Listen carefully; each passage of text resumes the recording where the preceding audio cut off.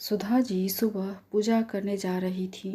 पूजा की तैयारी न देखकर वह गुस्से से तमतमा गईं और बोलने लगीं कि बहू भूल मत, तुझे खरीद कर लाया गया है।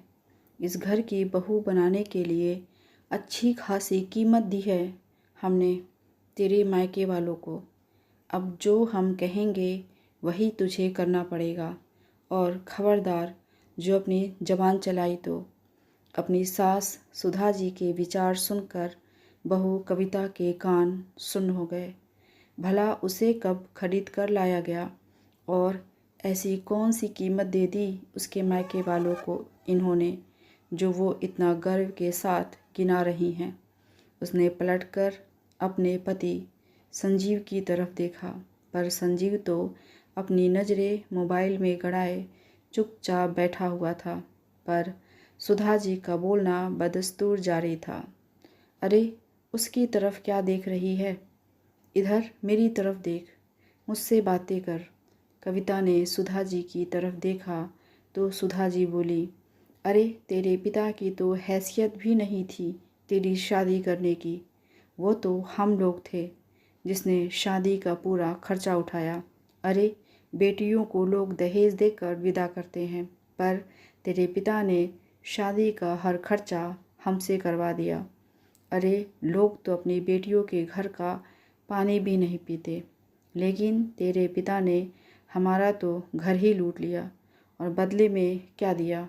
अपनी ये निकम्मी और एहसान फरामोश बेटी, जो आज मेरे सामने खड़ी होकर जबान चला रही है। सुधा जी के मुंह में जो आ रहा था बस वही बोले जा रही थी। सुधा जी इस घर की मालकिन थी।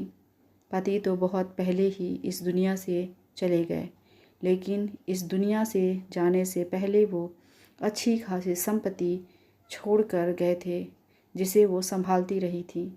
घर बाहर सब वही देखती थी, जिसका उन्हें बड़ा गुरूर था। एक ही बेटा था संजीव। ज़्यादा लाड प्यार ने उसे बिगाड़ दिया था। ना उसने अपनी पढ़ाई ढंग से की और ना ही कभी काम धंधे में उसका ध्यान लगा। एक तो 10वीं फेल और ऊपर से दिन भर अपने आवारा दोस्तों के साथ बस इधर उधर घूमता रहता था। इसलिए अब उसकी शादी नहीं हो पा रही थी। जो लोग उसे अच्छे से जानते थे वो लोग तो अपनी बेटी देने को तैयार नहीं होते, और जो लोग शादी करने को तैयार भी होते तो उन तक भी उनके निकम्मेपन की बात पहुंच ही जाती। कहीं भी उसकी शादी नहीं हो पा रही थी। आखिर संपत्ति कितनी ही क्यों ना हो, जब लड़का ही ना कमाए तो भला कौन अपनी बेटी देगा। और फिर उसकी आवारागर्दी। आखिर ऐसे में संपत्ति कितने दिन रहेगी। ऐसे में सुधा जी दूसरे राज्य से कविता को ढूंढ कर लाई थी। कविता पढ़ी लिखी थी। कविता के पिता निम्न मध्यम वर्गीय परिवार से थे। जब संजीव के लिए सुधा जी रिश्ता लेकर गई थीं तो उन्होंने साफ कह दिया था कि उनकी हैसियत नहीं है, इसलिए वो शादी सामूहिक सम्मेलन में करवाएंगे। लेकिन सुधा जी सामूहिक सम्मेलन में शादी करवाने को तैयार नहीं हुई। एक तो सामूहिक सम्मेलन उनके स्तर का नहीं था, और दूसरा उसमें समाज के गणमान्य लोग मौजूद होंगे।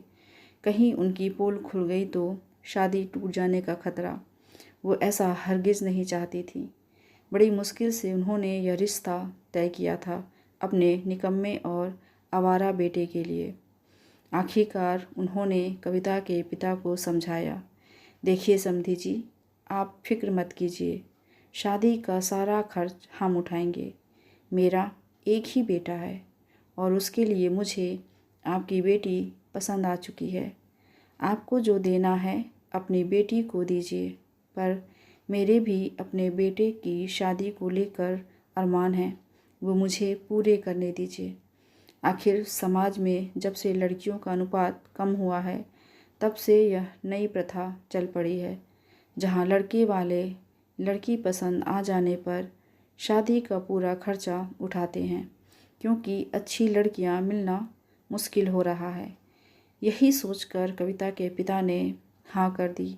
उसके पिता ने सोचा, इतना धन दौलत है, मेरी बेटी सुखी रहेगी। कविता के पिता के हाँ करते ही सुधा जी काफ़ी धूमधाम से अपने बेटे की शादी करवाकर कविता को घर में बहू बनाकर ले आईं। कविता के पिता से जितना बन पड़ा उन्होंने अपनी बेटी को दिया, लेकिन आज सुधा जी शादी का पूरा खर्चा उठाने का मतलब बहू खरीदना समझ रही हैं, तो ये तो गलत था।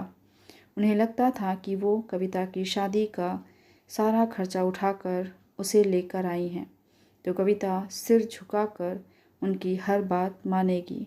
खैर, कविता उनकी बात सिर झुकाकर मानती भी थी, लेकिन आज एक जरा सी बात पर सुधा जी ने ये सब सुना दिया। दरअसल सुधा जी सुबह पूजा पाठ करती थी, जिसकी तैयारी कविता करती थी।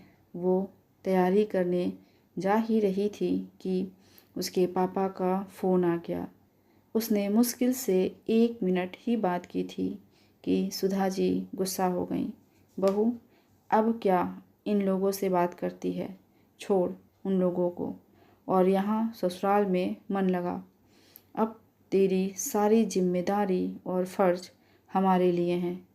तुझे पता है ना कि मुझे सुबह जल्दी पूजा करने की आदत है।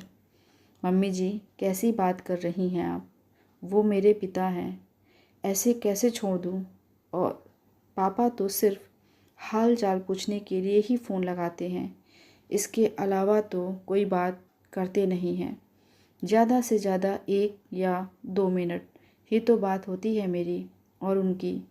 बस सुधा जी ने इसी बात को दिल पर ले लिया कि कविता ने पलटकर उन्हें जवाब दे दिया, और उसी के बदले उन्होंने कविता से इतनी बड़ी बात कह दी। पर कविता से बर्दाश्त नहीं हुआ। उसने पलटकर जवाब दिया, माफ़ करना मम्मी जी, पर आप मुझे खरीद कर नहीं लाई हैं। बाकायदा अपने बेटे से शादी कराकर बहू बनाकर इस घर में लेकर आई हैं।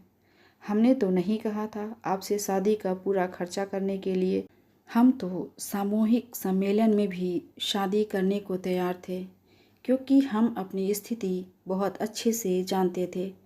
पर आपने तो अपनी इज्जत के कारण इतना खर्चा किया था, और अब उसे कुछ और ही नाम दे रही हैं। कविता की बात सुनकर सुधा जी तमतमा गईं। ये देखो, इस गरीब घर की लड़की को खाने को ज़्यादा मिल गया तो सिर पर चढ़कर नाच रही है। एहसान फरामोश कहीं की। अरे, तुझे ऐशो आराम की ज़िंदगी दे दी, नहीं तो किसी गरीब घर में पड़ी होती। हमारा एहसान मानने की जगह हमारे ही सिर चढ़कर नाच रही है। मम्मी जी, मुझ गरीब घर की लड़की को बहू बनाकर आपने भी कोई एहसान नहीं किया है, और मुझसे बेहतर आप जानती हैं कि मैं आपकी बहू कैसे बनी। अपने परिवार की कमियों को ढकने के लिए आप मुझे बहू बनाकर लेकर आईं, वरना यहाँ तो आपको बहू मिल भी नहीं रही थी।